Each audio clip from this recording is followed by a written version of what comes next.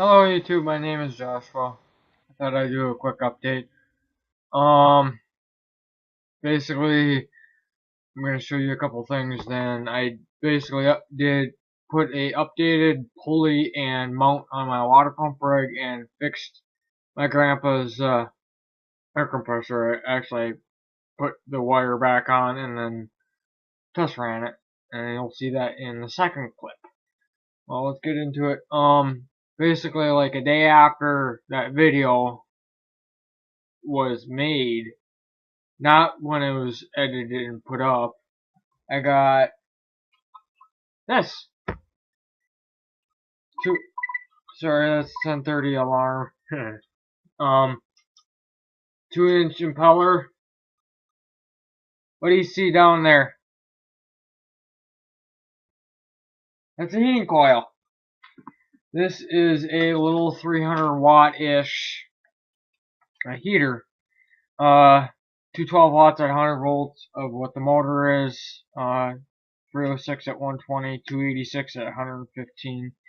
Draws 2.55 amps at 120 volts. This is a little wire diagram that I made. You got your yellow, your hot through the heater. Then you got your gray hot for the motor. Then orange, the common. Both these are gray. Very interesting. Yeah, I made a little wiring schematic on how I would hook it up. Picked up this little double pull single throw switch. You can have a max of 16 amps at 125 volts. Dual pull, so that's going to be my main breaker, basically, main switch, where I'll kill both the hot and neutral. And I got these little rocker switches that has the LED light to control the motor and the heating element. The reason why I went with this is so I have an indicator which one's on, which one's not. Then a fuse. This does not take your normal 1 1/4 inch by 1/4 inch fuse. This takes a 3AB or 3AG fuse. Yeah. So I'm gonna probably get just a standard fuse holder that carries a 5 by 20 millimeter or 1 inch, 1 1/4 inch by a 1/4 inch fuse. I'll probably go that route because it's larger fuse. Yeah. I was up at Radio Shack the other day. They're closing. 70% off the whole entire store. And basically what I did was I cleaned their whole entire thing of like their component bins out of these 2.47 volt 300 milliamp light bulbs. These is what I had originally in my water pump rig, which I completely was trying on my power supply, and I blew them at 16 volts. Yeah, kind of goofy. Yeah, so I got 4 or 5. I got 6 packages. I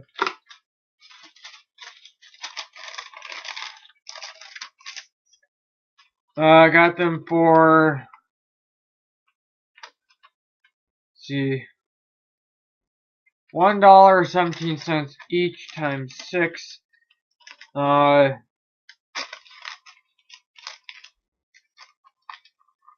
Here's a real goodie that I got. True RMS digital multimeter. Normally $79.99. Got it for $38.50. 50% off, just because the store's closing. I don't have batteries in it right now. I did test it. It does work. Here it is. You got your volts, AC and DC. Here's a real kicker. It has Fahrenheit and centigrade for temperature. It does come with a key-type thermocouple. And there's Mr. Kelvin.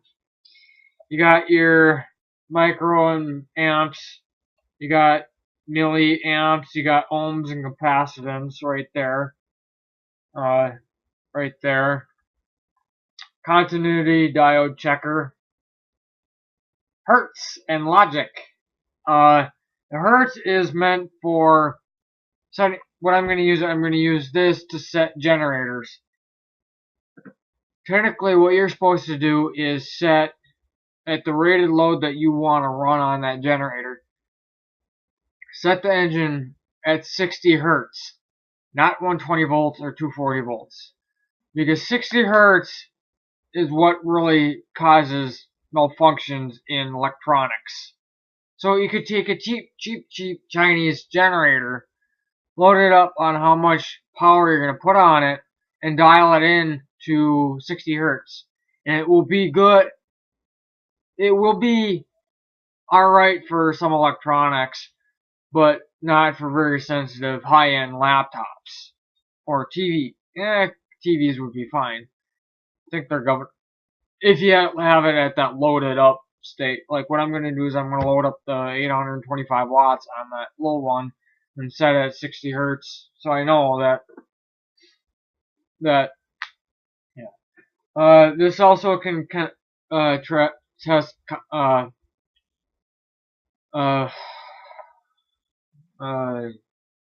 transistors and SCRs.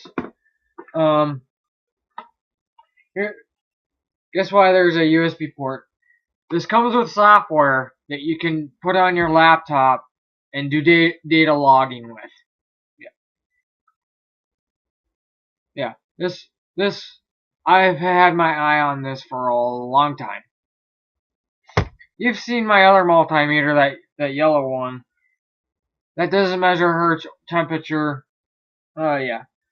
So yeah, I'll put the link in the description for this multimeter. It's just Radio Shack. It's model 22000087. Yep. So that's what I got. I also where did those? I also bought a thing of LED lights from Michael's. I was there the other day. I had to get some mat board for school. I know I was sort of. Oh, there they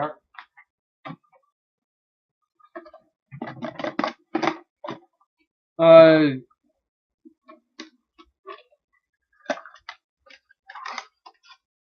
10 feet of this that takes 3 AA's. Has a nice case. Nice put. Funny thing is though, I can get it to turn on, but without the cover on. But when I close the cover, it shuts off. Very interesting. So I'm gonna have to take it apart and check the wiring. That'll be another video. Yep. So the next 3 minutes will be on my generator rig and my grandpa's air compressor. See you right back. I'm back. Sorry, I forgot one thing, so that's good. Then basically, I made a little bit of a modification to my Stirling engine. If you can't see it, it's right down here. See that block there? I actually made spacers for it. This is basically what it's at. Just stainless steel that I had laying around that I was going to need to turn into a project. So I just measured the center to center distance and basically made it a plate.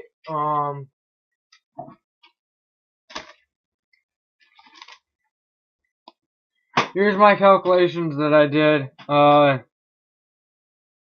for all the dimensions. Basically I laid them out on the sheet or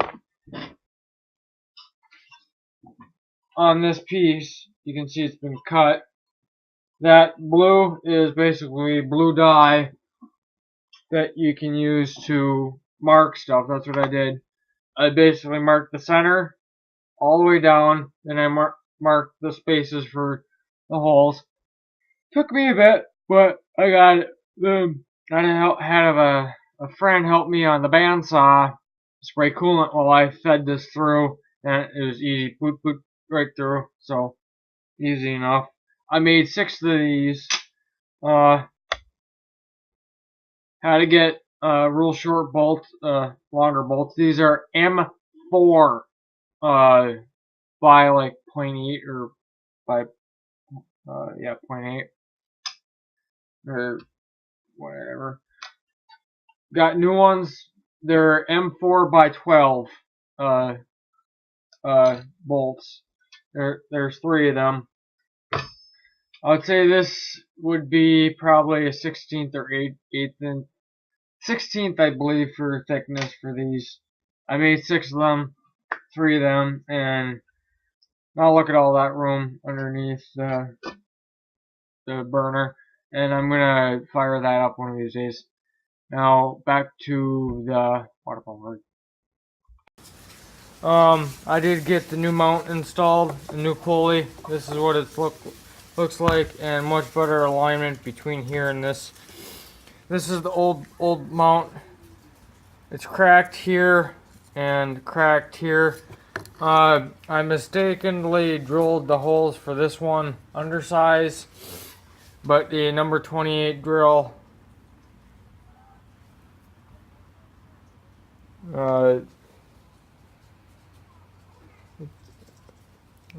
stupid autofocus, but that is a number 28 drill.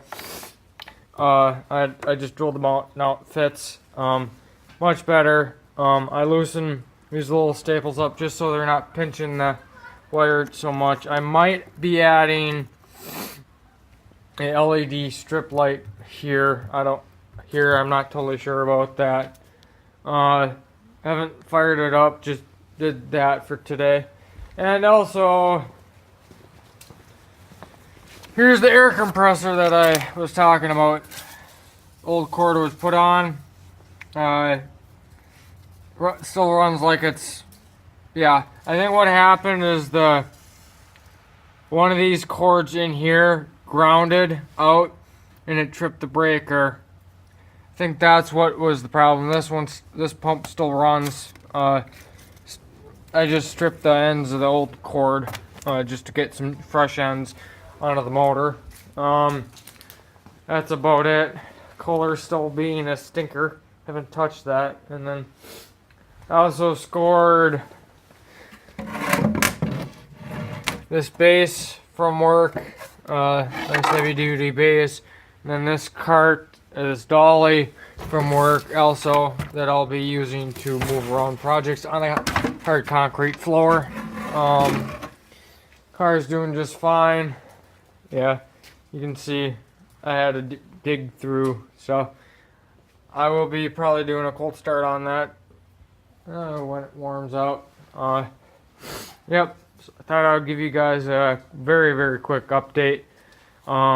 Yep, engine's still engine.